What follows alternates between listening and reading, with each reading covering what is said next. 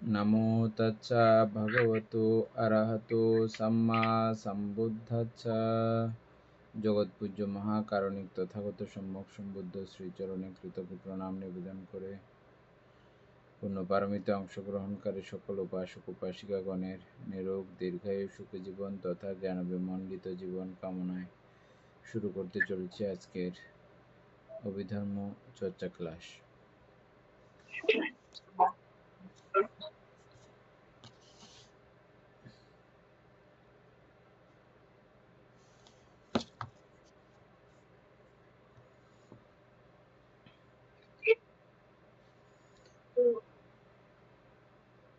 আমরা কালকে অভিজ্ঞা পুরো শেষ করছিলাম না করি নাই? তো পুরো শেষ হয়েছে। আজকে বিদর্শন কর্মস্থান, বিদেশন কর্মস্থান। হ্যাঁ, 287 পৃষ্ঠা।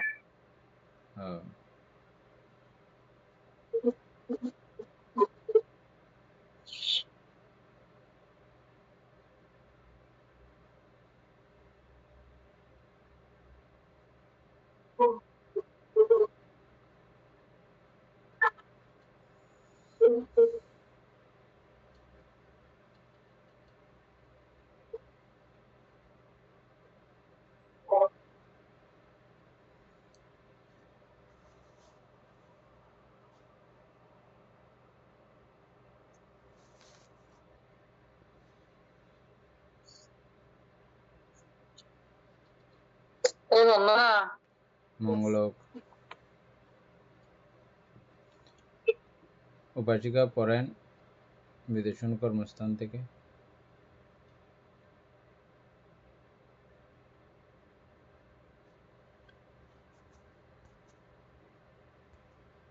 বিদর্শন কর্মস্থান 7 নম্বর। সপ্তবিধ বিদর্শী সপ্তবিধ বিশুদ্ধি সংগ্রহ।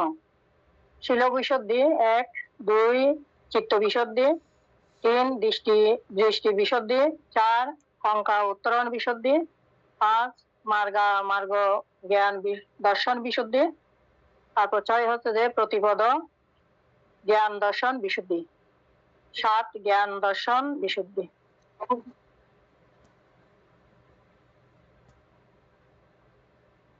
এগুলো ওরা আলোচনা করে গেলে ভালো হবে না নাকি?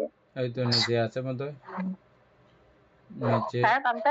নিচে আর বিশুদ্ধি বিভাগের বিস্তারিত আলোচনা আছে। এমনি একবার পড়ে ফেলে পুরোটা। আচ্ছা, 2 হচ্ছে যে ত্রিলক্ষণ। 1 অনিত্য লক্ষণ, 2 দুঃখ লক্ষণ, 3 অনাত্মা লক্ষণ। 3 হচ্ছে ত্রিবিধ অনুদর্শন। 1 অনিত্যানুদর্শন, 2 দুঃখানুদর্শন, 3 অনাত্মানুদর্শন। 4 দশবিধ বিদর্শন জ্ঞান। 1 সংমর্ষণ জ্ঞান, 2 উদয় বিজয় জ্ঞান, 3 ভঙ্গ জ্ঞান, 4 ভয় জ্ঞান, 5 আদিনব জ্ঞান, 6 নির্ভেদ জ্ঞান, 7 মুক্তিচ্ছা বা মুমুক্ষা জ্ঞান, 8 প্রতিসংখ্যা জ্ঞান, 9 সংস্কার উপেক্ষা জ্ঞান, 10 অনুলোম জ্ঞান, 5 ত্রিবিধ বিমুখ। শূন্যতা 1 শূন্যতা বিমুখ, 2 অনিমিত্ত বিমুখ, 4 অপ্রনিহিত বিমুখ। তারপর 6 হচ্ছে যে ত্রিবিধ বিমুখ মুখ। 1 শূন্যতানুদর্শন, 2 অনিমিত্তানুদর্শন, 3 অপ্রনিহিতানুদর্শন দর্শন। ইহাদের বিস্তারিত বর্ণন কিরূপ, এটা বিশুদ্ধ বিভাগ।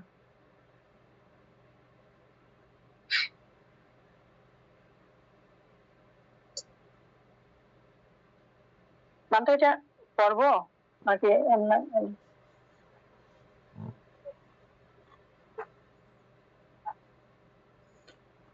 প্রত্যেকটার বর্ণনা আছে অবশ্য নিচে। হ্যাঁ, আর একটু পরে চলে যান। আচ্ছা, তাহলে বিস্তারিত পড়লে বিশুদ্ধি বিভাগ হচ্ছে যে 1 পাতিমুখ্য সংবরশীল, ইন্দ্রিয় সংবরশীল, আজীব পরিশুদ্ধশীল, আর প্রত্যয় সুনিশ্চিতশীল, এই শুদ্ধশীলই শীল বিশুদ্ধি, যেটা আমরা উপরে শীল বিশুদ্ধিটা বলছি। তারপর 2 হচ্ছে যে উপচার সমাধি ও অপর্ণা সমাধি, এই দ্বিবিধ সমাধি চিত্ত বিশুদ্ধি। 3 লক্ষণ, রস, প্রত্যুপস্থান অর্থাৎ ফল, পথস্থান, কারণ অনুসারে নাম রূপ সম্বন্ধে জ্ঞান সংগঠনে দৃষ্টি বিশুদ্ধি।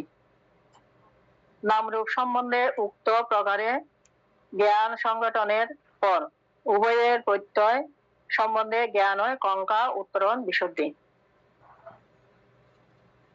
কঙ্কা হইতে উত্তীর্ণ হইবার পর 5 কঙ্কা হইতে উত্তীর্ণ হইবার পর ভাবনাকারী স্কন্ধাদির বিশ্লেষণ নিয়মানুযায়ী কলাপ অনুসারে এবং অতীতাদি বিভাগ অনুসারে ত্রিভূমির সংস্কার সমূহকে নামরূপকে অথবা নামরূপকে পূর্বলব্ধ লক্ষণ ও প্রত্যয় অনুসারে শ্রেণী ভাগ করেন।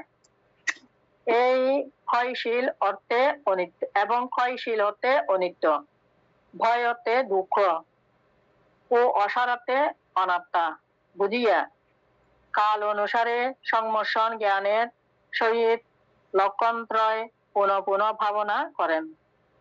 তৎপর তিনি প্রত্যয় অনুসারে ক্ষণ অনুসারে উদয় বিজয় জ্ঞানের পুনঃ পুনঃ উদয় বিজয় পর্যবেক্ষণ করেন। এরূপ ভাবনাকারীর নিকট অবভাস বা জ্যোতি, প্রীতি, প্রশান্তি, অধিমুখ্য বা শ্রদ্ধা, প্রগ্রহ বা বীর্য, সুখ, জ্ঞান, উপস্থান বা স্মৃতি, উপেক্ষা এবং নিকান্তি বা সূক্ষ্ম তৃষ্ণা উৎপন্ন হয়। এই অবভাষাদিকে বিদর্শনের কলুষকারী বন্ধন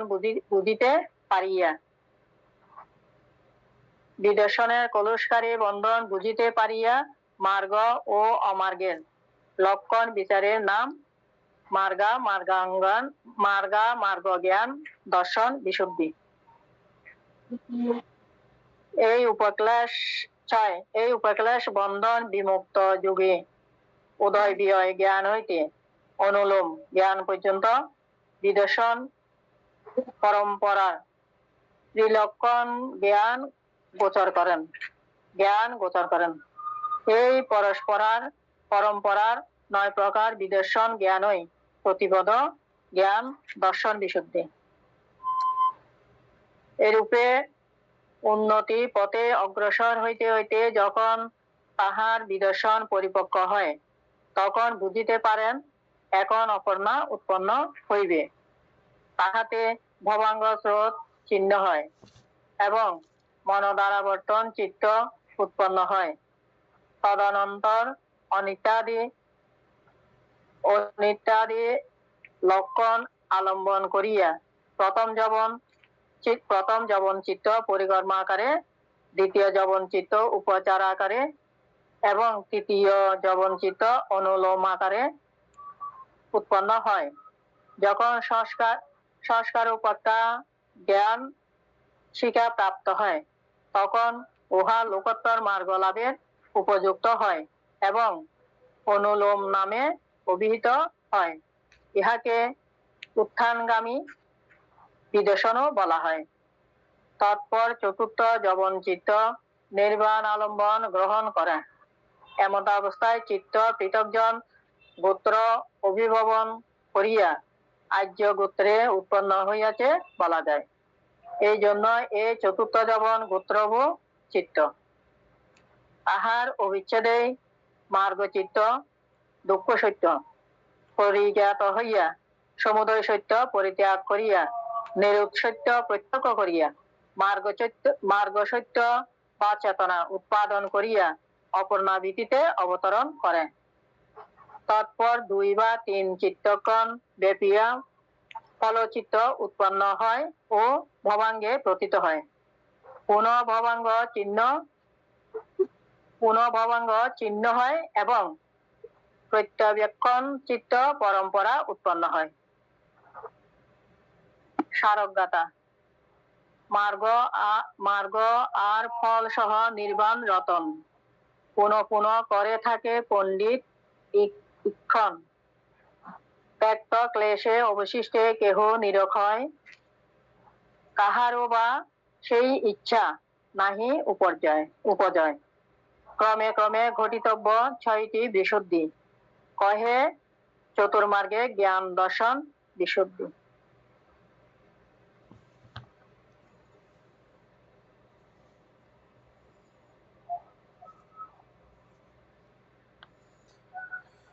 তাহলে আমরা শিলবিশুদ্ধি আলোচনা থেকে শুরু করতে হবে আস্তে আস্তে, না? হ্যাঁ বান্তু।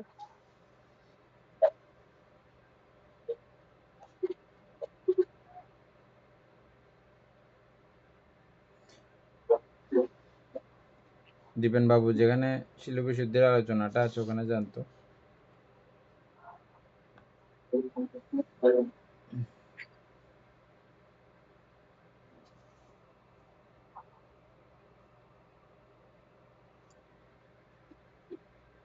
এক নম্বরে এখানে বলতে হ্যাঁ, না এটার বিস্তারিত আলোচনা আছে যে সেখানে। উপাসিক অমিত পুরো পেজ নাম্বারটা বলেন।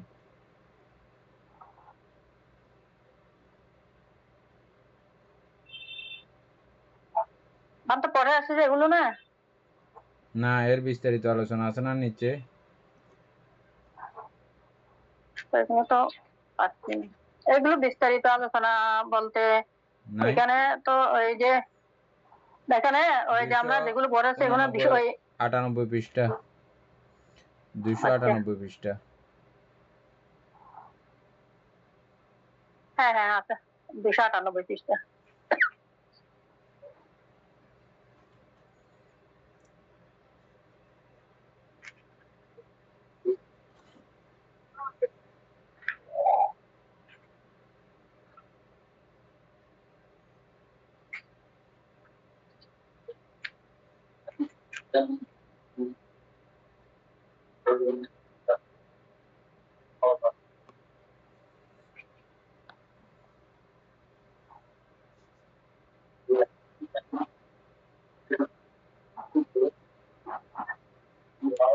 পাইছে?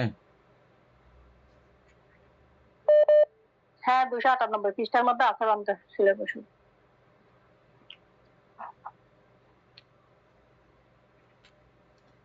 উপাসক দিবেন বাবু ওখান থেকে পড়েন আলোচনা করে করে। শিলবিশুদ্ধি তো করিতে হয়, কারণ শিলই পবিত্র জীবনের ভিত্তি। এই উন্নতিমুখী এতটুকু আলোচনা করা হবে নাকি পুরোটা পড়তে হবে? এমনি এটা আলোচনা করার কিছু নাই, খুব সহজ সরলভাবে আছে। তারপরেও কোনো লাইন না বুঝলে উপাসক পুতুলবাবু খেয়াল করেন, এটা জিজ্ঞেস করবেন। খুব ভালো রকম খেয়াল করলে আপনারা এমনিতে বুঝে যাবেন, সহজ বাংলা। হ্যাঁ, করে যান। কারণ শিলই পবিত্র জীবনের ভিত্তি। এই উন্নতিমুখী জীবন নুন কল্পে পঞ্চশীলে আরম্ভ, পরে ক্রমে অষ্টশীল 10 শিলাদি পালন করিতে হয়।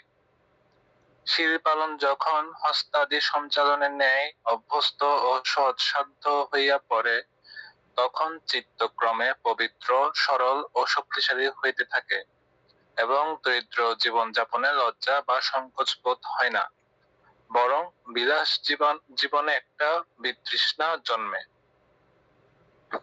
এই জায়গাটা সম্পর্কে একটু বিস্তারিত বলেন এই পুতুলবাবু।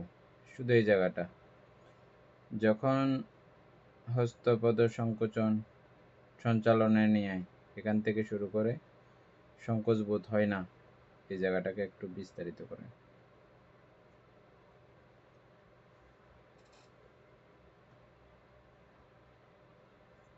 আমার কাছে 8 নম্বর ভিত্তি বিভাগ ওই অতিমুখ্য সংবরণশীল, ইন্দ্রিয় সংবরণশীল, আদিবস প্রশুদ্ধশীল, প্রত্যয়শীল, এই সত্যবুদ্ধ প্রসিদ্ধশীলই ছিল বিশুদ্ধি। এভাবে আছে বানতে। 298 পৃষ্ঠা। তোমারটা মিলবে না বানতে, ফোন বই তো 298 নিচে পৃষ্ঠাতে দাদা, এগুলো নিচে নিচে আরো অনেক নিচে, বিদেশন একদম লাস্টের কর্মস্থান, দিকে। ওখানে যেতে হবে, বিদেশন কর্মস্থানের। আচ্ছা অমিতা বড়ুয়া, এটা সম্পর্কে কি বুঝছেন আপনি বলেন। আচ্ছা বানতে এখানে যদি আমি এখানে মানে আমার কায়ের মাধ্যমে অথবা বাক্যের মাধ্যমে যদি আমি যথাযথভাবে শীল পালন করি, পঞ্চশীল, দশশীল, অষ্টশীল, এগুলো যদি আমি যথাযথভাবে যদি পালন করতে পারি, তাহলে আমার শীল এটা মানে আমার সব দিক থেকে আমার এটা মানে একটা অভ্যাস হয়ে যখন আমার পরিণত হবে, তখন এটাকে আমি সবসময় মানতে এবং বুঝতে চেষ্টা করব। তো চেষ্টা করার পরে তখন মানে এই শীলকে, তো যদি আমি কোনো এখানে যদি বা আমি এবং দরিদ্র জীবন যাপনে, এখানে একটা কথা লিখছে দরিদ্র জীবন যাপনে, যদিও বা আমি আমরা গরিব, মানে যদি আমি আমার নীতি ঠিক রেখে যদি আমি পঞ্চশীল, অষ্টশীল, দশশীল এগুলো যদি আমি পালন করতে থাকি, তখন এখানে আমার কোনো এখানে লজ্জাবোধ হবে না। মানে বিলাসিতা জীবন না করে এভাবে করে আমি যদি শীল পালন করে চলি, তাইলে আমার কোনো এখানে মানে লজ্জাবোধ হবে না বানতে, এখানে এভাবে করে থাকতে হবে আর কি। এটাকে শীল বিশুদ্ধি হিসেবে তারা ধরে নিতে হবে।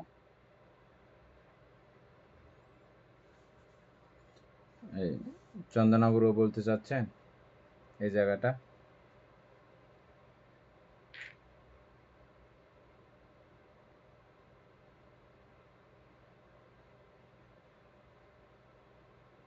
মিউট খুলতে হবে, মিউট।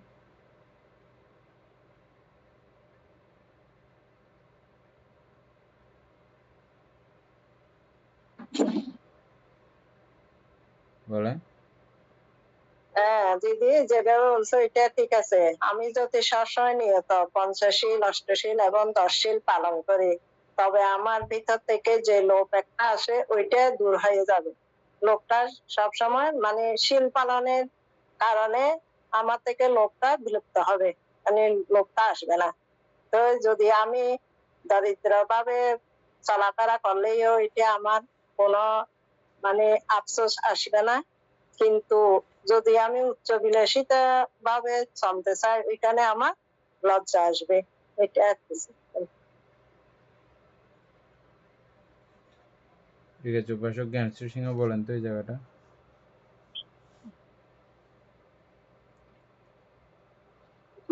বন্দনা মানতে, আপনারা দুজনেই তো বললেন ঠিকই, আমার সেম সেটাই লাগছে যে শীল যখন পঞ্চশীল, অষ্টশীল, দশশীল যখন পালন করতে করতে সেটা অভ্যস্তে পরিণত হয়ে যায়, তখন হস্তাদি সঞ্চালনের মতনই সেরকম হয়ে যায়, তখন আস্তে আস্তে কি হয়, চিত্তটা পবিত্র, সরল, শক্তিশালী, মানে চিত্তটাকে মানে তখন খুব নির্মল অবস্থায় চলে যায়, মানে সরলতা অবস্থায় চলে যায়। তখন দরিদ্র জীবন বলতে এখানে বিলাসপূর্ণ জীবন তখন আর ভালো লাগবে না, যেমন খুব মানে খরচা করি, খুব ইয়েতে চলি, ওই রকম জীবনটা মানে সেটা এখানে একটা বিতৃষ্ণা ভাব আসবে, যে না মানে সাধারণ ভাবে চলাফেরার মানে যে যে নীতিতে উনি থাকবেন, যে শীলগুলো যে পালন করবেন, সেটাই আর কি। ঠিক আছে, দীপন বাবু বলেন। বানতে পাইছি বানতে শীল বিশুদ্ধি বানতে বলেন। এটা কি বানতে, শীল যদি পালন করা হয় তাহলে বানতে আস্তে আস্তে ওই মনের থেকে মানে ওই খারাপ কাজগুলো বানতে চলে যায়। তখন প্রথমে পঞ্চশীল থেকে আস্তে আস্তে মানে আরো উন্নত হচ্ছে অষ্টশীল, অষ্টশীল, দশশীল, এভাবে ওই অতি মুখ্য শীল পালন করে, মানে অর্থাৎ দফা দফা বানতে, অর্থাৎ লোকোত্তর পর্যায়ে নির্মুখী হওয়া যায় আর কি। এটা আর কি বানতে বলাতে। ঠিক আছে, বলেন দীপন বাবু।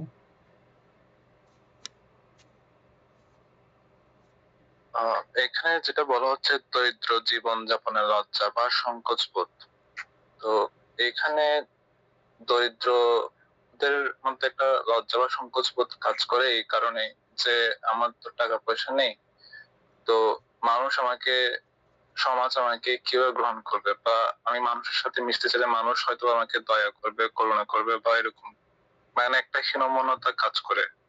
তো এখন যখন শীল পালন করা হয় তখন তাদের মধ্যে মানে তখন মানুষের মধ্যে এরকম চিন্তা আসে যে আমার কাছে টাকা পয়সা থাকা না থাকা গুরুত্বপূর্ণ না, আমার কাছে আমি যেভাবে চলাফেরা করছি, আমি যে শীল সংযম এগুলো মেনে চলছি, তো এই ক্ষেত্রে একজন মানুষের কাছে এটাই হচ্ছে গিয়ে সবচেয়ে বড় সম্পদ।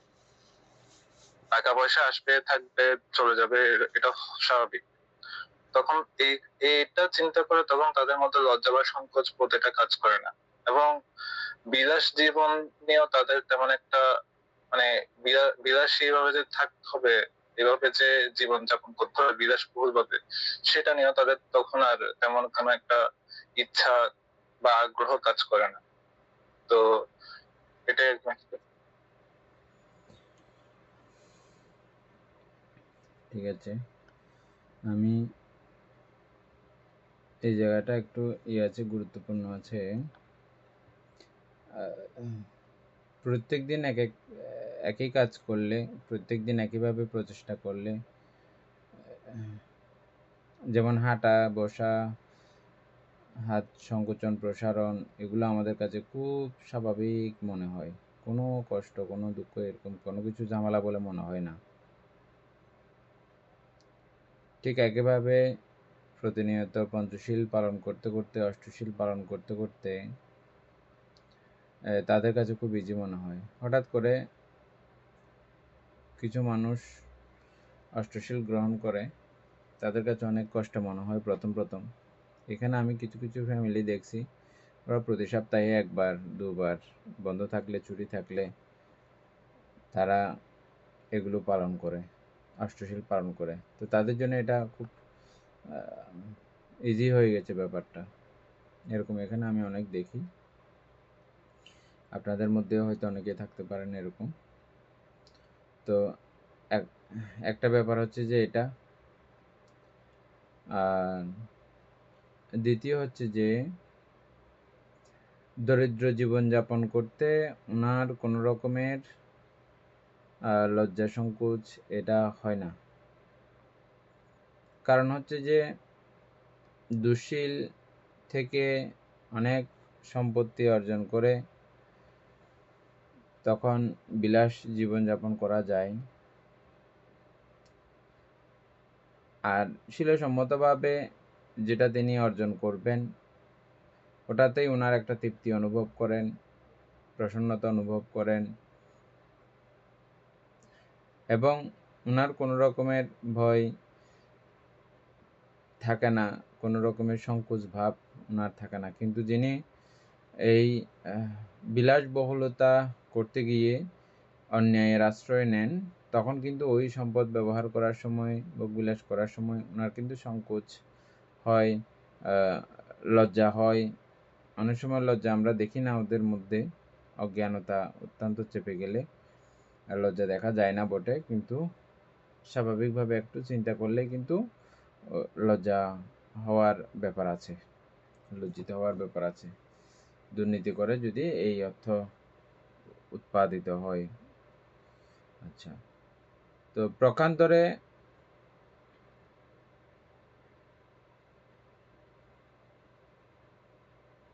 যারা বিশেষ করে অষ্টশীল আদি জীবন, পঞ্চশীল তো আছে কোনো রকম, কিন্তু অষ্টশীল আদি তো খুবই সংযমের, অতি সংযমের। এটা এই সংযমতা অবলম্বন করতে করতে তিনি বিলাসবহুল জীবনের প্রতি বিতৃষ্ণা হয়ে পড়েন নানাবিধ কারণে। আপনারা এই পর্যন্ত যা পড়ে এসছেন তা যদি ক্রমান্বয়ে মনন করেন, আপনাদের কাছেও সেটা অনুভূতি, সেই ফিল ক্রমে উৎপত্তি হচ্ছে। থাকলেও বিলাসবহুলতা ওগুলোর প্রতি ক্রমেই মায়া, ছন্দতা এগুলো ক্রমে দুর্বল হয়ে থাকে। যদি বুদ্ধ জ্ঞান আবিষ্ট হয় তাহলে হবে আর কি, অন্যথায় হওয়ার কথা না। এটাই ঠিক আছে। উপাসকের পরে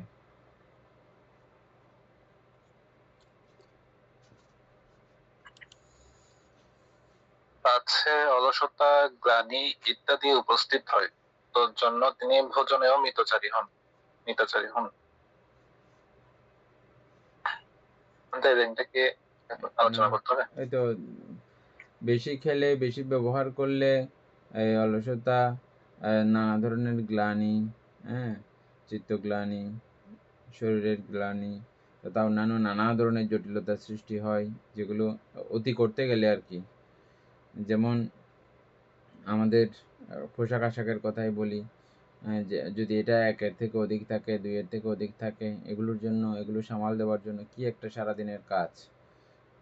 যাদের আমাদের মায়েদের অনেক সময়, বোনেদের অনেক সময় এরকম অনেকগুলো কাপড় থাকে, এগুলোকে সামাল দিতে দিতে একটা বিশাল একটা টাইম চলে যায়, অন্য কিছু করার তিনি সময় পান না। এগুলো প্রয়োজনের অতিরিক্ত রেখে রেখে একটা কতগুলো যন্ত্রণা পোহানো, ঝামেলা পোহানো। আমাদের 2টা বা 3টা শাড়ি যথেষ্ট, কিন্তু আমরা কি করে পুরো, আপনারা দেখবেন মানুষের ঘরে টরে গিয়ে বিশাল একটা, অনেক ছোটোখাটো দোকানের মতো আছে অনেকের, আমি দেখেছি, আমি তো আশ্চর্য হয়ে গেছি। অনেকে আবার এগুলো এক একজনকে দেখায়। তারপরে ছেলেদের অবশ্য সেই তুলনায় খুব কম থাকে, কিন্তু আমাদের মায়েদের বেলায় এগুলো তো, এইগুলোর কথা এখানে বলা হচ্ছে যে এগুলো গ্লানি। আমার কষ্ট না এগুলো বাজ করা, ধোয়া মোছা, ইস্ত্রি করা, এই করা সে করা, কি অন্য কিছু, অনেক কিছু আমার বাদ পড়ে যায় এগুলো করতে গিয়ে, এই ঝামেলাগুলো পোয়াইতে গিয়ে। এগুলো আপনারা এমনি নিজেরাই ভেবে দেখিয়েন, ও এটা তো আমার না হলেও চলতো। ভালো একটা 2টা 3টা রেখে বাকিগুলো আমরা দিয়ে দিতে পারি, অথবা অতি অপচয় করে না করে এটা অন্যভাবে আমরা কাজ করতে পারি, অন্যভাবে কাজে লাগাতে পারি, সমাজ হিতৈষী কাজে লাগাইতে পারি। অনেকে আছে কোনো কাপড়ই পাচ্ছে না, তাদের সঙ্গে এগুলো শেয়ার করতে পারি, দিতে পারি, এইভাবে করা যায়। আচ্ছা, যাই হোক, তো খাবারের বেলায়ও এটা আছে এখানে। খাবার বেশি খেয়ে ফেললে আমাদের যেমন অলস লাগে, কাজ করতে ইচ্ছে করে না, হাঁটাহাঁটি করতে ইচ্ছে করে না, ঘুমাই থাকতে ইচ্ছে করে, এবং নানা জাতীয় সমস্যা তৈরি হয় খাবার বেশি খাওয়ার কারণে। এগুলো তো এটা বাদ দিয়ে যখন সুন্দর নীতি আদর্শ, আচার এবং নির্লুভতার আশ্রয় যখন গ্রহণ করব, এই নির্লুভতাই হচ্ছে শীল, অনাসক্তিতাই হচ্ছে যে শীল। এগুলো আশ্রয় নিলে আমার কাছে ওই গ্লানিগুলো উপস্থিত হবে না। তোর জন্য তিনি ভোজনে মিতাচারী হন, এইরূপ। অনাড়ম্বর ও পবিত্র জীবনযাপন করিতে করিতে তাহার ফলস্বরূপ তাহার চিত্তে এই ভাব জাগ্রত হয়, গৃহীর জীবন বিঘ্নবহুল, রজপথ, প্রব্রজিত জীবন উন্মুক্ত আকাশের ন্যায়, শান্তি উদ্ভাসিত। তিনি বাহ্যিকভাবে প্রব্রজিত হন বা না হন, তাহার চিত্ত প্রব্রজিত হয়, এবং সঙ্গে সঙ্গে 4টি প্রধান, এটা আমরা সবসময় আলোচনা করি এই কথাটা, দেখেছেন? তিনি বাহ্যিকভাবে প্রব্রজিত হন বা না হন, তিনি আন্তরিকভাবে প্রব্রজিত। উপাসক পুতুল বাবু কথাটা বুঝছেন?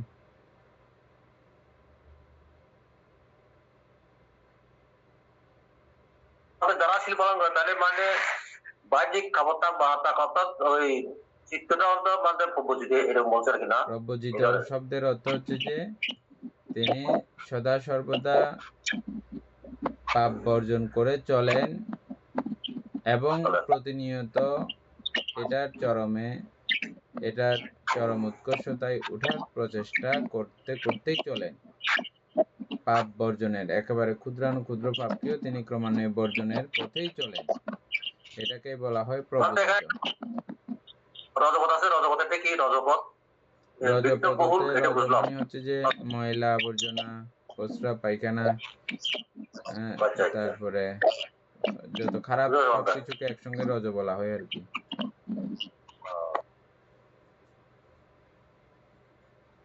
হ্যাঁ, উপাসক।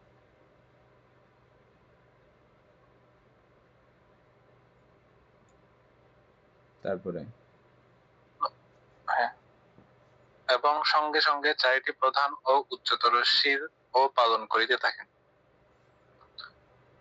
বিনয় পিটকের অন্তর্গত প্রাতিমোক্ষ গ্রন্থে দুশ্চরিতাদি সংবরণ ও শিষ্টাচারাদি পালন সম্বন্ধে যেসব বিধান লিপিবদ্ধ আছে তদ অনুযায়ী স্বভাব গঠন করেন। ইহা প্রাতিমোক্ষ সংবরশীল। বুঝছেন?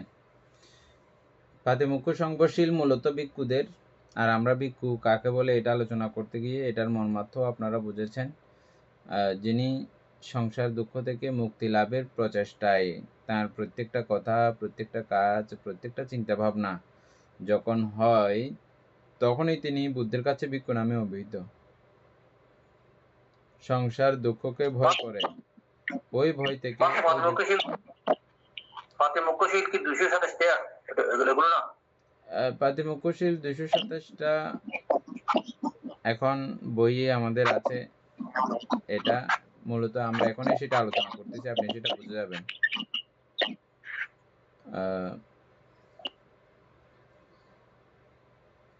মুখ্যের দিকে পতিত করায় এমন সব অভ্যাস, এমন সব কার্যক্রম, এগুলোকে প্রাতিমোক্ষশীল বলা হয় বা স্বভাব বলা হয় বা আচরণ বলা হয়। বুঝছেন?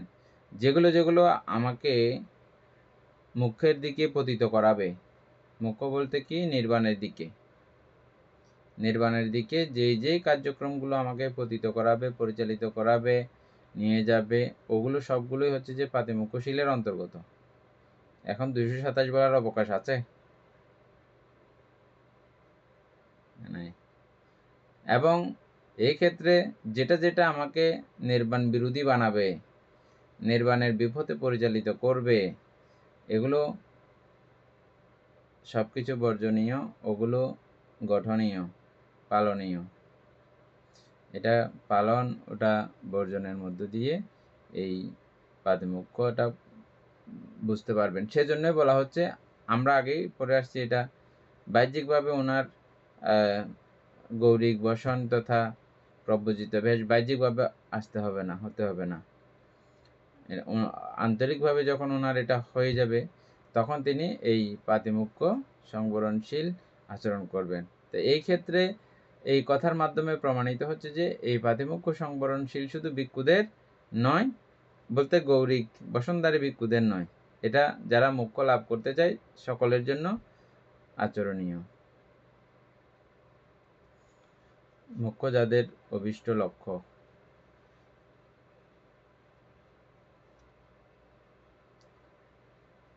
উপাসক তারপরে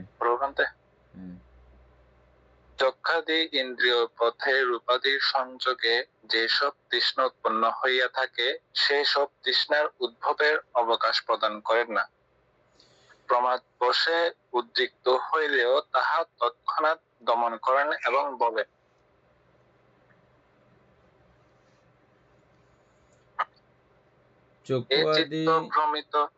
চক্ষু আদি ইন্দ্রিয় পথে রূপাদি সংযোগে যেসব তৃষ্ণা উৎপন্ন হইয়া থাকে, সেসব তৃষ্ণার উদ্ভবের অবকাশ প্রদান করেন না। বুঝছেন? এখন এটাই পুরো শিলের একটা জায়গা শুধু ফলো করলে পুরো সব শিলগুলো চলে আসবে। চক্ষু, কর্ণ, নাসিকা, জিহ্বা, কায়, এই পঞ্চ ইন্দ্রিয় পথে, এবং মনেরটা ধরা না হইলেও আপনারা এটা এখন বুঝেন ক্রমান্বয়ে। দেখেছি চোখে একটা জিনিস, দেখার পরে বা শোনার পরে আমি দেখতেছি যে এটাতে আমার ক্রমে আসক্তি, তৃষ্ণা উৎপন্ন হচ্ছে। সঙ্গে সঙ্গে এটাকে আর অবকাশ দেব না। অবকাশ বলতে এটাকে আর সুযোগ দেব না, আমি এটা চলতে থাকার সুযোগ দেব না, এটাকে স্টপ করে দেব। এটাই শীল। চোখে দেখবে, চোখ তো খোলা থাকলে দেখবেই স্বাভাবিক, কিন্তু আমি ওই চোখকে এই সুযোগ দেব না, এই স্বাধীনতা আমি চোখকে দেব না। ঠিক একইভাবে কান, নাক, ত্বক সবগুলোর ব্যাপারে একই রকম কথা। প্রমাদ বশে উদ্রিক্ত হইলেও তাহা তৎক্ষণাৎ দমন করেন এবং বলেন, একটা গাথা আছে সুন্দর, দমন করেন এবং নিজেকে নিজে এভাবে একটা বলেন। এই গাথাটা আছে, গাথাটা পড়েন বসো। এ চিত্ত ভ্রমিত পূর্বে ঘুরিয়া ঘুরিয়া ইচ্ছা ও কামনা মতো সুখ অন্বেষিয়া অঙ্কুশে মাহুত দমে প্রমত্ত বারণ জ্ঞানাঙ্কুশে চিত্তে আজ দমিব তেমন। অর্থাৎ এরকম ইন্দ্রিয় বিষয়ে ভ্রমণ করিয়া ঘুরিয়া ঘুরিয়া ইচ্ছামতো কাম অন্বেষণ করিয়াছে আমার চিত্ত, বা এই অবস্থাটাই আগে পূর্বে আমাদের এই কাম অন্বেষণ করিয়া করিয়া ঘুরিয়াছে। আর কাম অন্বেষণ করতে গেলে কামের আদিনব পাবে না এমন কেউ নাই। কাম ভোগ করলে, কামনা থাকলে কামের আদিনব থাকবে। আদিনব মানে কি? দুঃখ, যন্ত্রণা, কষ্ট, এগুলোও থাকবে। আমি সেটা পূর্ণ না হওয়ার জন্যে জ্ঞান আঙ্কুশ, এখানে আঙ্কুশ বলতে মাহুতের হাতে খুব ছোট একটা ইয়া থাকে, লোহার তারের মতো কিছু একটা থাকে, এটাতে খুব ব্যথা পায় হাতি। এত মোটা চামড়া হইলেও এটা খুব ছোট কিন্তু থাকে, কিন্তু এটা খুব ব্যথা পায় হাতিয়ে, একটু জোরে মারলেও খুব বুঝে এটা।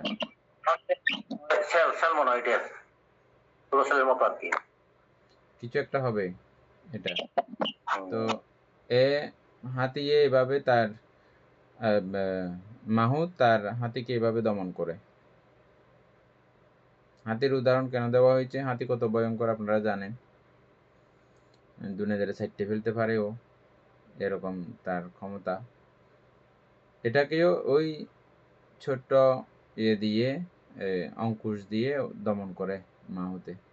ঠিক একইভাবে জ্ঞানীরা, পণ্ডিতরা, নির্বাণ অভিলাষীরা জ্ঞান আঙ্কুশ দিয়ে, জ্ঞান দিয়ে এই পঞ্চ ইন্দ্রিয়কে দমন করেন। প্রত্যেকটা জায়গায় নিজেকে এভাবে দমিত করেন। এটাই শীল সম্পর্কে আমি একটা ইয়ে দিয়েছি, এটা একটু আলোচনা করলে মনে হয় ভালো হবে। এখানে শীল সম্পর্কে বিস্তারিত আসা নাই, তো শুধু জাস্ট পুরো বিষয়টা এমনি চলে আসছে, কিন্তু মানে পুরো শীলটা কিভাবে রক্ষা করতে হয় পুরো কথাটা কিন্তু এখানে চলে আসছে নর্মালি। হ্যাঁ, যারা পালন করতে চায় ছোট্ট কথাতেই তারা পালন করতে পারে, আর ইচ্ছা না থাকলে অনেক লম্বা করে বুঝাইলেও অনেক কিছু হয় না। কিন্তু এই ছোট্ট কথাতে পুরো শীল পালনের একটা ব্যাপার আমাদের কাছে চলে আসছে। উপাসক পুতুরবাবু বুঝছেন এটা না?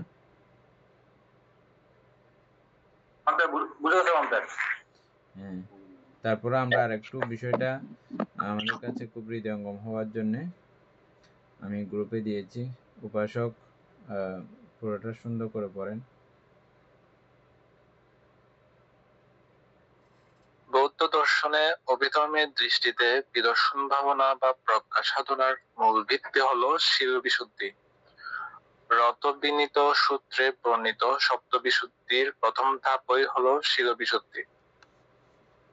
অভিধর্মের সূক্ষ্ম মনস্তাত্ত্বিক ও পারমার্থিক বিশ্লেষণ অনুযায়ী চিত্ত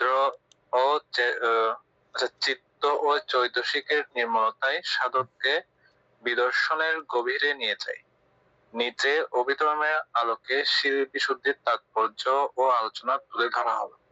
এই জায়গাটা আরেকবার পড়েন, সবাই খুব খেয়াল করুন, অত্যন্ত তাৎপর্যপূর্ণ। হ্যাঁ, কালকে দীপেন বাবুই বলছিলেন কিছু একটা প্রশ্ন, আমি তখন বলছিলাম যে আগে যখন আমি গোড়ার কার্যক্রমগুলো শেষ করে আসব, এর পরের বিষয়গুলো একেবারে ইজি।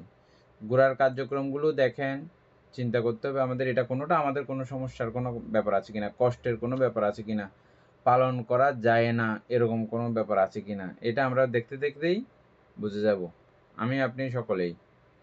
হ্যাঁ, শুধু শুধু আমরা কঠিন বলে দোষারোপ করে এটা কঠিন, এটা পারা যায় না, এরকম বলা আমরা যেন না বলি। অন্তত আমাদের যেন বলতে, আমরা মন থেকেই যেন এটা বলা যেন না আসে বুঝতে বুঝতে সেটা। সেজন্যই আমি এটা সুন্দর করে ইয়া করার জন্য, দেখার জন্য, আকৃষ্ট করার জন্য বলতেছি। উপাসক ওই জায়গাটা আরেকবার। অভিধর্মের সূক্ষ্ম মনস্তাত্ত্বিক ও পারমার্থিক বিশ্লেষণ অনুযায়ী চিত্ত ও চৈতসিকের নির্মলতায় সাধককে বিদর্শনের গভীরে নিয়ে যায়। চিত্ত ও চৈতসিকের নির্মলতা, এটা বুঝছেন? বলেন পুতুল বাবু। অর্থাৎ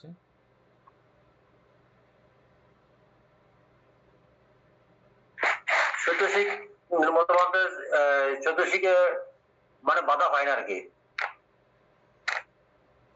তখন চিত্তবান্ত ঠিক আছে। এরকম না বলতে উপাসক দীপনবাবু বলে। ভান্তে আমাদের চিত্ত চৈতসিক নির্মলতা তখনই হয় যখন আমরা পঞ্চ নিবরণ মুক্ত হই। তার পঞ্চ নিবরণ যখন থাকে তখন আমাদের চিত্ত চৈতসিক নির্মল থাকে না আর কি, অর্থাৎ পরিষ্কার থাকে না। আচ্ছা, এটাতে হইলে আপনি ওভাবে যখন বলবেন তখন এটা কঠিনে চলে গেল, বুঝছেন? এটা কিন্তু সহজ। কিভাবে সহজ দেখেন, আমাদের উপাসক জ্ঞানেশ্বর সিংহ বুঝছেন এই জায়গাটা? আপনি একটু বলেন তো।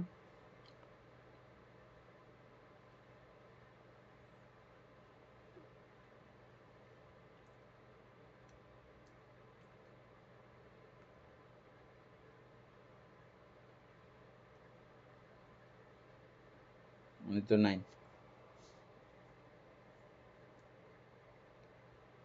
বান্ত নির্মল মানে সন্ত নয় না, চিত্তজ্যোতি সন্ত টাকা আর কি। নির্মল মানে মল নাই। তাহলে আমরা চিত্তের মল কি দেখেছিলাম? চিত্তের মল দেখেছিলাম যে অকুশল চিত্তগুলো, বুঝছেন? চিত্তের মল অকুশল চিত্তগুলো, আর চৈতসিকের মল অকুশল চৈতসিকগুলো। আমরা এভাবে পড়ে আসছি না? তাইলে যেগুলো অকুশল চিত্তগুলো না থাকলে ক্রমান্বয়ে কি নির্মল, এবং অকুশল চৈতসিক না থাকলে চৈতসিক নির্মল। তাহলে এখানে কথা আসছে কয়টা?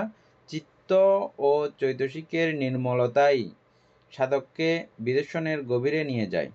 তাইলে এখন কি আর কঠিন লাগতেছে বিষয়টা? আমরা চিত্তের নির্মলতা কিভাবে করব? অকুশল চিত্ত না করলেই চিত্তের নির্মলতা ক্রমান্বয়ে হচ্ছে আমার। এবং চৈতসিকের নির্মলতা কিভাবে করব? অকুশল চৈতসিককে আমি জায়গা না দিলেই ক্রমান্বয়ে নির্মল হচ্ছে চৈতসিক। মল মানে গু, প্রস্রাব, মলমূত্র, মল, আর নির্মল মানে পরিষ্কার, মল মুক্ত। হ্যাঁ বলেন। এই ক্ষেত্রে আমাদের চিত্ত চৈতসিকের মল কখন হচ্ছে? যখন আমাদের মধ্যে কামচ্ছন্দ, ব্যাপার এগুলো থাকতেছে, পঞ্চ নিবরণ এগুলো থাকছে তখনই। কিন্তু এগুলো না থাকলে তো এমনিতে তো এটা নির্মল হয়ে যাচ্ছে, এসব এই পঞ্চ নিবরণ না থাকলে। তাহলে এই ক্ষেত্রে এগুলো আপনি আমরা বলতেছি, আপনি যখন পঞ্চ নিবরণের দিক থেকে যখন ভাববেন, এটা আপনার কাছে না, এটা এভাবে ধ্যান করতে হবে, এটা এভাবে নির্মল করতে হবে, ওইভাবে বিশাল একটা ব্যাপারে চলে যাবেন। আপনি সহজ থেকে যান, সহজ থেকে আপনার কাছে সহজ লাগবে। দেখেন আপনি চিত্তের বেলায় দেখেন আপনি ওই চিত্তগুলো না করলেই পারতেছেন নাকি না? চিত্ত পড়ে আসছি তো আমরা। এই চিত্তের মধ্যে আপনি ওই চিত্তগুলো আনায়ন না করতে চেষ্টা করলে না এনে পারেন তো এখন? এটা তো আমি গ্যারান্টি দিয়ে বলতে পারবো না, আমার তো আসতেছে, চেষ্টা করলে পারা যায়। চেষ্টা করলে এটা মানে আমাদের জন্য সহজ, কঠিন কিছু তো না, এটা বলতেছি।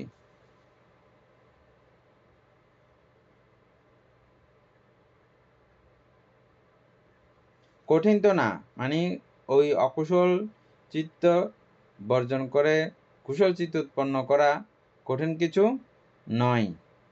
আর আমি যদি পঞ্চনিবরণ মুক্ত করতে চাই, চাওয়ার জন্যে আমার প্রথম যে কাজটা আমাকে করতে হবে সেটা হচ্ছে যে এই শিলবিশুদ্ধিতে আনতে হবে। পঞ্চনিবরণ হুট করে এটা এর পরের ধাপ। চিত্তবিশুদ্ধিতে যখন যাব আমরা তখন এর ধাপ। এখানে এই দুইটা বিষয় এর মধ্যে প্রথমে হচ্ছে যে শিলবিশুদ্ধি। আর শিলবিশুদ্ধি মানে হচ্ছে যে কি, আমার অকুশল চিত্তগুলো উৎপন্ন না করা, অকুশল চৈতসিকগুলোর সঙ্গে সম্পর্ক না থাকা বা আসতে না দেওয়া। বলেন।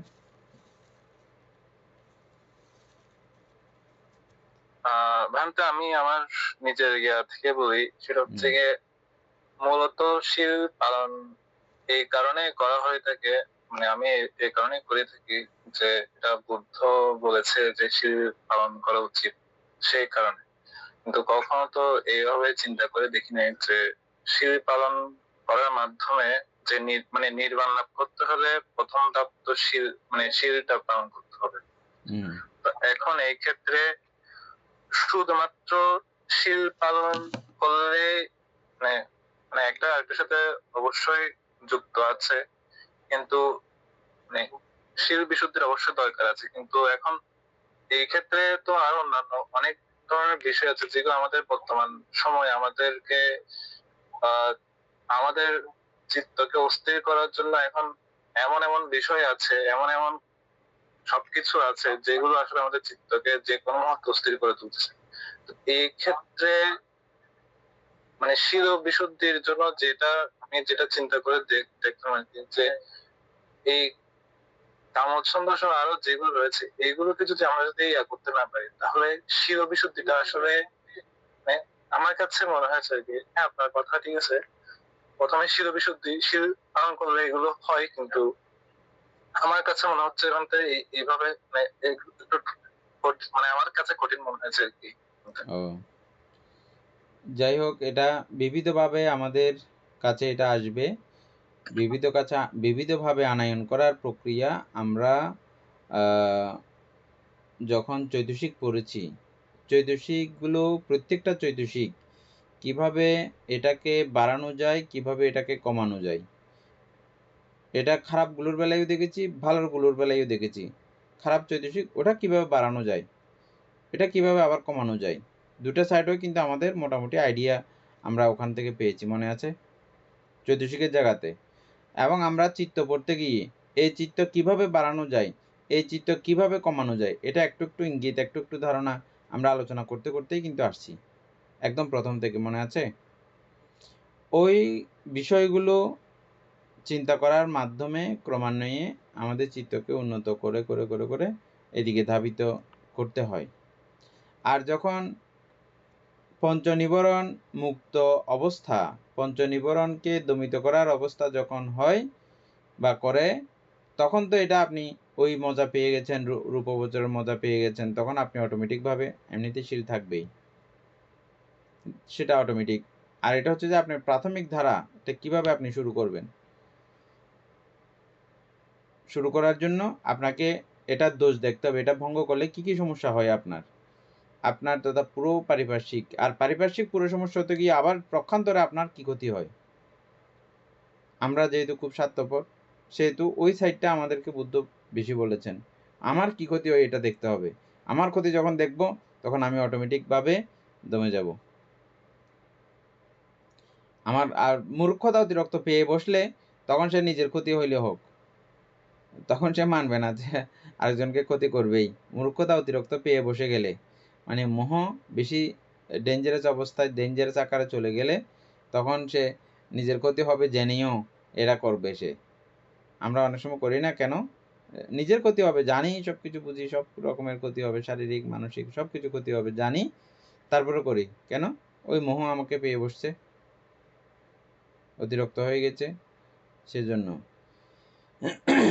মানে এটা যখন স্বভাবে পরিণত হয়ে যায় তখন এই হয় না আর, বুঝছেন। সেজন্য এইগুলোর সঙ্গে কোনো রকমের সখ্যতা করা যায় না, সখ্যতা করা যাবে না। সখ্যতা মানে কি? না না একটু করে করলে কিছু হবে না, এগুলো সখ্যতা আর কি।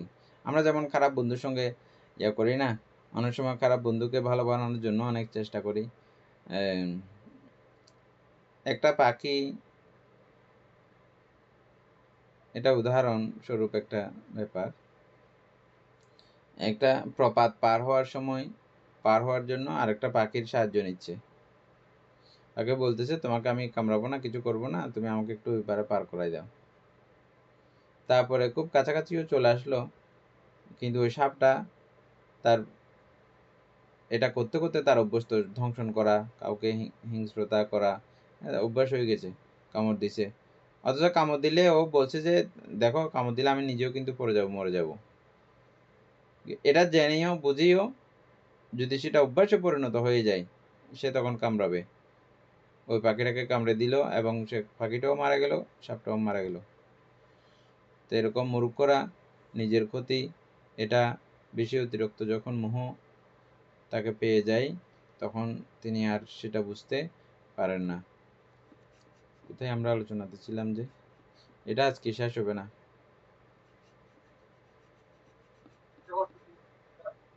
আরেকটু পরে। কোনটা কি আবার বলবো নাকি নিচে এই যে নির্মলতা থেকে। আচ্ছা, অভিধর্মের সূক্ষ্ম মনস্তাত্ত্বিক ও পরমার্থিক বিশ্লেষণ অনুযায়ী চিত্ত ও চৈতসিকের নির্মলতাই সাধককে বিদর্শনের গভীরে নিয়েছে।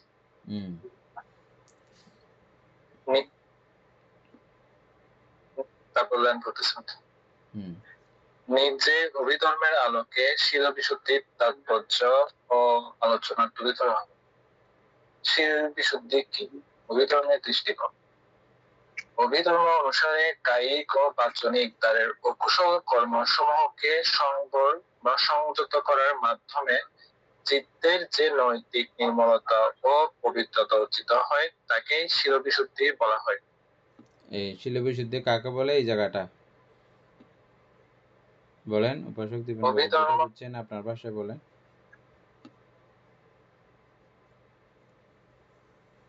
তো এখানে বলা হচ্ছে কায়িক ও বাচনিক, অর্থাৎ কথা এবং ইয়া দ্বারা শারীরিক ভাবে অকুশল কর্ম যেগুলোর কারণে যেসব অকুশল কর্ম আমরা করে থাকি সেগুলোকে সংযত করলে আমরা আমাদের চিত্তেও চৈতসিক এগুলোর মধ্যে নির্মলতা আসে। না, ওটা আরেকটু পরে, এটা হচ্ছে শীল, ওটা হচ্ছে যে চিত্ত বিশুদ্ধি, ওটা আমরা একটু পরে যাচ্ছি। এটা প্রথম হচ্ছে যে আমরা পড়তেছি কি দেখেন, শীল বিশুদ্ধি কাকে বলে, বুঝছেন?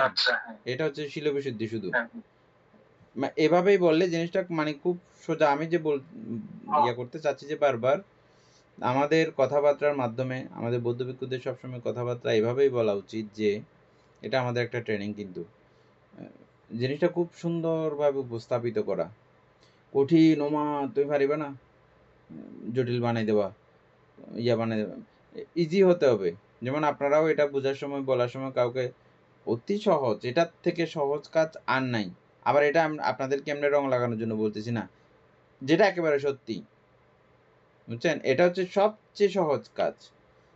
সবচেয়ে সহজ কাজ হচ্ছে শীল পালন করা। আপনারা আপনাদের যে জ্ঞান পরিধি এখন হয়েছে সেই জ্ঞান দিয়ে আপনারা চিন্তা করে দেখেন, সবচেয়ে সহজ কাজ হচ্ছে যে পালন করা। আর আমরা এটা না করতে না করতে উল্টাটা হয়ে গেছে, পালন করতে আসলে এখন উল্টা লাগতেছে যে আমাদের, কিন্তু সহজ হচ্ছে যে পালন করা।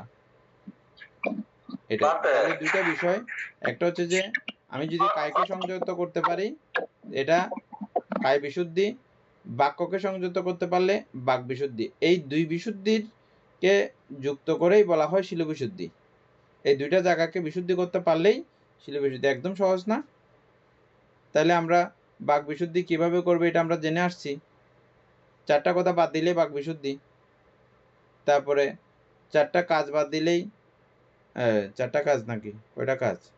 হত্যা, চুরি, ব্যভিচার, সুরাজাতীয় মাদক দ্রব্য সেবন, এই চার কাজ বাদ দিলেই কায় বিশুদ্ধি। উপাসক পুতুলবাবু বলেন। বলছিলাম এটা ওই শিল্প তোমার তো হওয়াটা হয় না, কিন্তু খারাপ কাজ করতে গেলে বা একটা সাহস হয়। যেমন ওই খারাপ করতে গেলে যেমন বিড়ি কিনতে হয়, সিট কিনতে হয়, ওদিকে মদ গাঁজা কেনার জন্য টাকা লাগে, এটা আর কি বলতে অনেকগুলো আছে, এগুলো খারাপ কাজ করতে গেলেও টাকা খরচ হয় না, এরকমও অনেক আছে। ফ্রিতে করা যায় খারাপ কাজ, এরকমও আছে।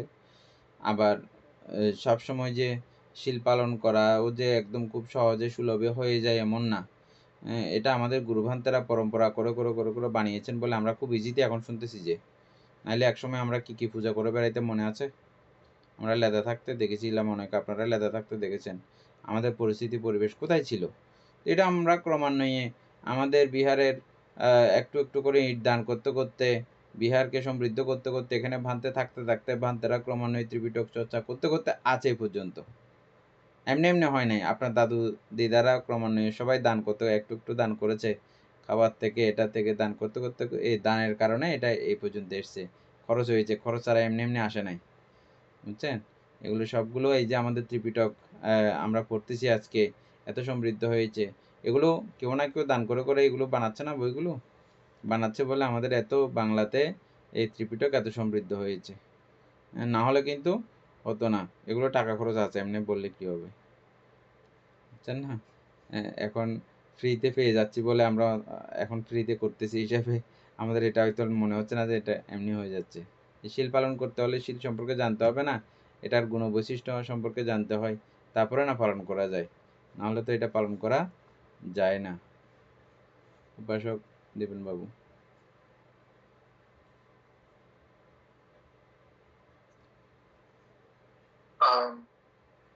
অভিধর্মে শীল মূলত চেতনা এবং চৈতসিকের প্রকাশ। যখন পরমাত্ম বিচারে কোনো ব্যক্তি কুশল চৈতসিক যেমন রূপ দেশ মোহ দমন করে কুশল চেতনা উৎপাদন করে, তখনই শীল প্রতিষ্ঠিত হয়।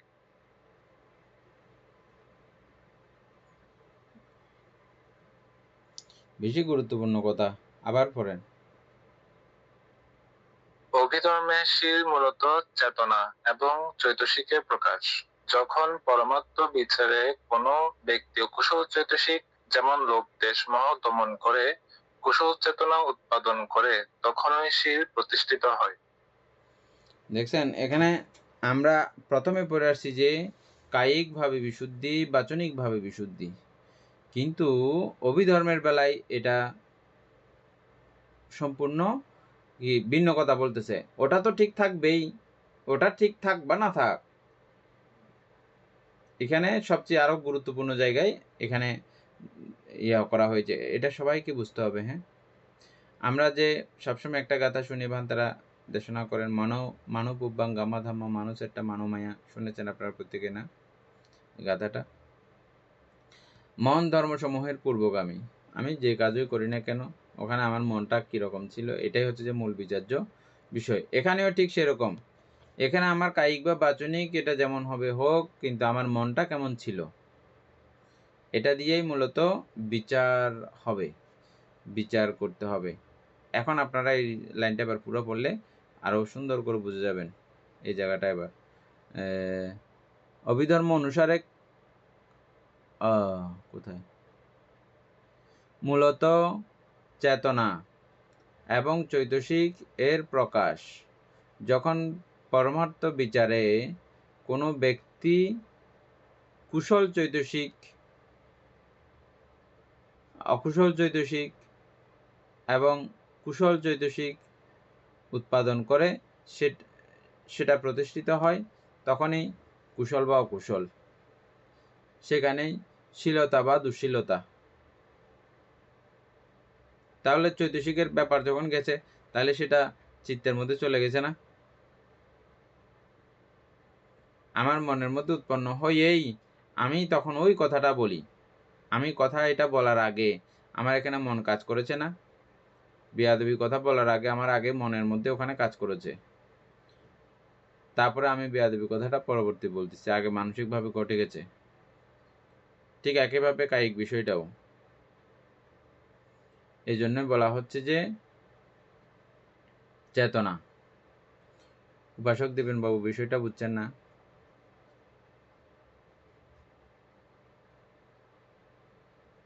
হ্যাঁ বানতে, কিন্তু এখানে দুইটা বিষয়। প্রথমে বলা হচ্ছে কি কায় ও বাক দ্বারে অকুশল কর্ম সংযত করলে তখন শির বিশুদ্ধি হচ্ছে, কিন্তু পরবর্তীতে আসছে যে চেতনার কথা।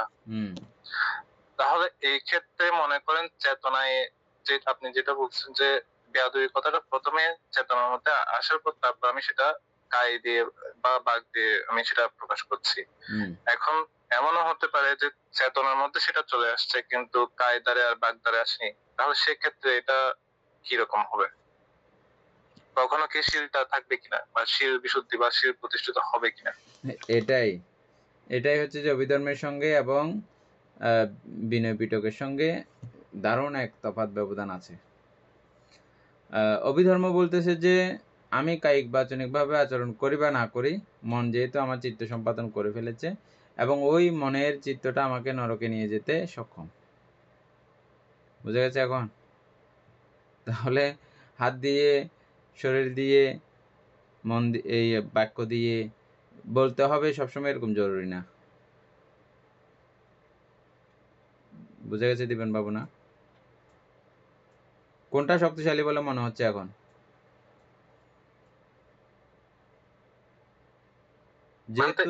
যেহেতু মানসিক ওই কাজটা আমাকে স্বর্গে বা নরকে নিয়ে চলে যাওয়ার মতো ক্ষমতা অর্জন করে, আমার শারীরিকভাবে বাচনিকভাবে করি নাই এখনো। যেমনটা মিষ্টকুণ্ডলীটা আপনারা পড়েছেন সবাই, মিষ্টকুণ্ডলী গল্প পড়েছেন না? মিষ্টকুণ্ডলী তখন কোনো কিছু অবস্থা ছিল না, বুদ্ধকে কথা বলে যে বন্দনা জানাবে ওরকম পরিস্থিতি ছিল না, শারীরিকভাবে যে হাত জোর করে বন্দনা জানাবে ওরকম পরিস্থিতিও ছিল না। ও মন থেকে বন্দনা জানিয়েছে, মন থেকে বুদ্ধির প্রতি প্রসন্নতা উৎপন্ন করেছে। ওই প্রসন্নতাই ওনার স্বর্গবাসের কারণ হয়ে গেছিল। বুঝছেন? তো সেক্ষেত্রে মনটা জরুরি না।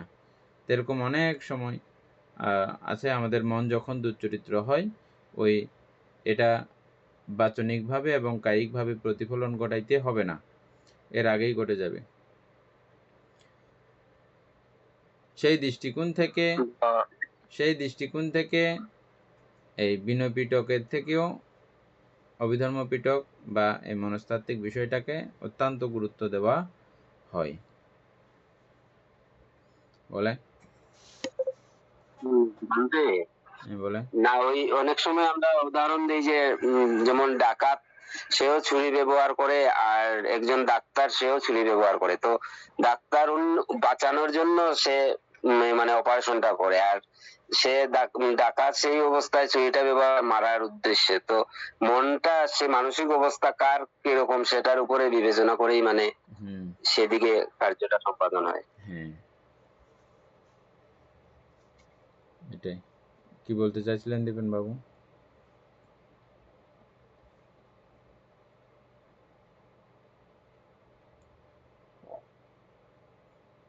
ভুলে গেছিলাম।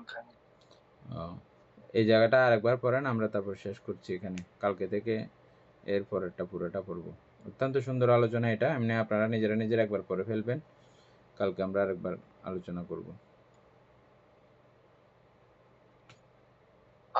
অভিধর্মের শির মূলত চেতনা এবং চৈতসিকের প্রকাশ। যখন পরমাত্ম বিচারে কোনো ব্যক্তি অকুশল চৈতসিক যেমন লোভ দেশ মোহ দমন করে কুশল চেতনা উৎপাদন করে, তখনই শির প্রতিষ্ঠিত হয়। মানে এটা হচ্ছে যে মূলত আমাদের ওই খারাপ চৈতসিক ভালো চৈতসিকের ওই বহিঃপ্রকাশ, বাচনিক এবং কায়িক কর্ম, মনে যা উৎপন্ন হয়েছে তারই বহিঃপ্রকাশ। সদ্ধর্মপ্রাণ প্রিয় উপাসক উপাসিকা বৃন্দ, এতক্ষণ যাবৎ আমরা অভিধর্ম চর্চা করেছি। এতে আমাদের অপ্রমেয় পুণ্য সাধিত হয়েছে। পুনরাশি অনন্ত চক্রবাহী সত্যগণকে দান করছি, গুরুবান্ধবীকে দান করছি, মাতা পিতাগণকে দান করছি এবং এই পুণ্যের কাছে আমরা প্রত্যেকে প্রার্থনা করব নির্বাণ লাভ অবধি। অসৎ ব্যক্তি মূর্খ ব্যক্তি পাপ মিত্রের সংসর্গ লাভ না করে সদা সর্বদা জ্ঞানদর্শী কল্যাণ মিত্রের সান্নিধ্যে সংসর্গ লাভ করতে সক্ষম হই। এরূপ সাধু কামনা পোষণ করে আজকের মতো ক্লাস এখানে সমাপ্ত করছি। সাধু সাধু সাধু।